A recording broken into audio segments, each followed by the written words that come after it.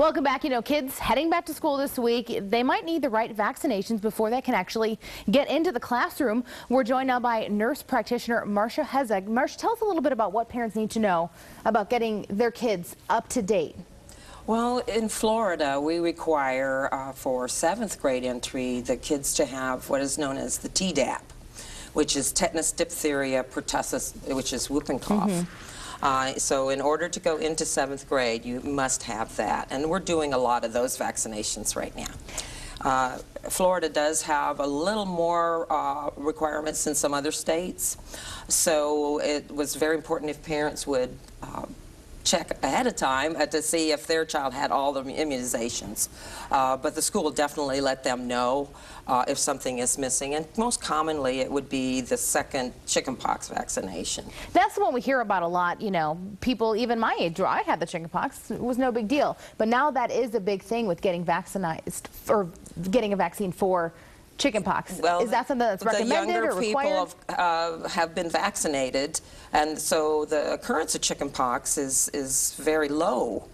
So those of us that have had it, our numbers are decreasing, and so they do require that you have it.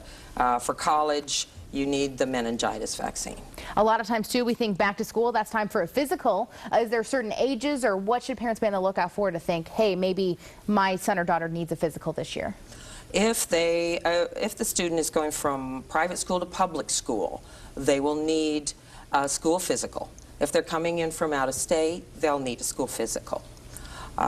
Sports physicals, which are very hot right now, those only are good for 1 year. And so we're getting a lot of first-time athletes that need a physical to try out, because you can't try out unless you are cleared to do that by a sports physical. And then kids whose physical expires tomorrow and practices this afternoon. But those are only good for a year. And now what about prescriptions? What are kids allowed to take with them in their backpacks when they head to the classroom? Well, this is really depending on the school.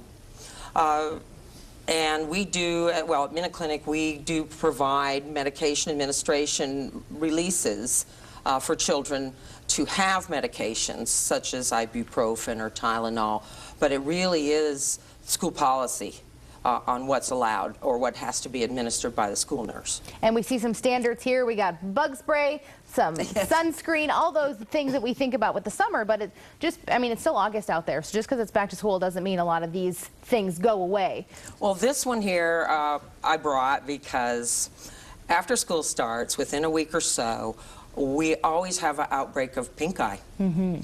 And this time of year, the gnats are really, really bad. And so one child will come to school and have the pink eye and go out on the playground, and then the gnats go from person to person to person. And so as a mom and as a clinician, I always recommend before they leave the house to spray a washcloth with your choice. Good tip there. Bug off and wipe their faces. And we're not just talking about the actual, itchy bites that we might think of. No, yeah, so I really don't want to see all the moms and dads and little brothers and sisters have to come in and have to be treated for that as well as the kids.